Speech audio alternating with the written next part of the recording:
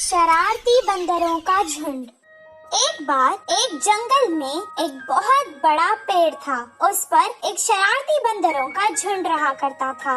वो शरारती बंदर हमेशा खाने की बर्बादी करके खुश होते थे। वो आधा खाते थे और आधा फेंक देते थे। कभी कभी वो पेड़ की टहनियों को भी तोड़कर उससे खेलते थे।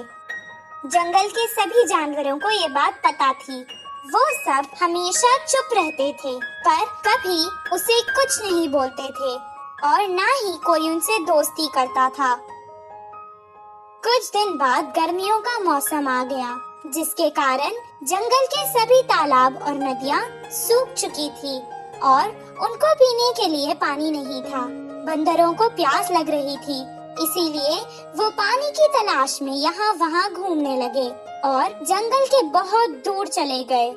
बहुत दूर सूरज की रोशनी से जमीन चमक रही थी। ये देखकर बंदरों को लगा कि वो तालाब है और वो वहाँ भागकर आ गए।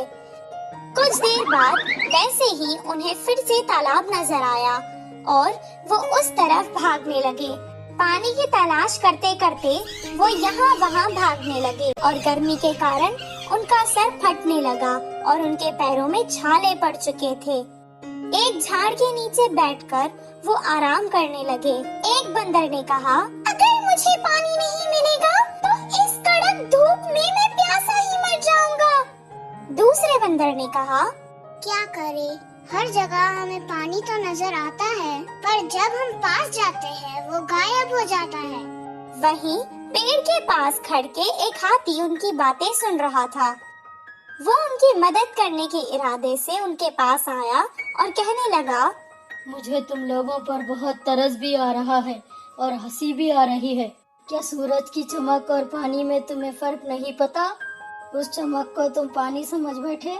यहीं पास में एक तालाब है, वहाँ जाकर अपनी प्यास बुझा लो। हाथी की बात सुनकर एक बंदर को बहुत गुस्सा आया और वो कहने लगा, ओहो, ऐसा बोल रही हो जैसे तुम ही सबसे समझदार हो और हम तो यहाँ बेवकूफ खड़े हैं। इतना कहकर वो हाथी के ऊपर चढ़ गया और उसका गला पकड़ लिया। मैं सच कह रहा हूँ, मेरा यकीन करो। हाथी जोर जोर से बोलने लगा, आज तक हमें इस जंगल में किसी ने भी सलाह नहीं दी और तुम्हारी इतनी हिम्मत। एक के बाद एक सब बंदर उस पर कूद पड़े और उसे मारने लगे। हाथी किसी तरह अपनी जान बचाकर वहाँ से भाग निकला। बंदर जिस जगह हाथी ने कहा वहाँ तो नहीं गए, पर दूसरी दिशा में वैसे ही ढूंढते रहे। इस कहानी से हमें ये शिक्षा मिलती है कि मूर्खों को समझाना भी मूर्खता है।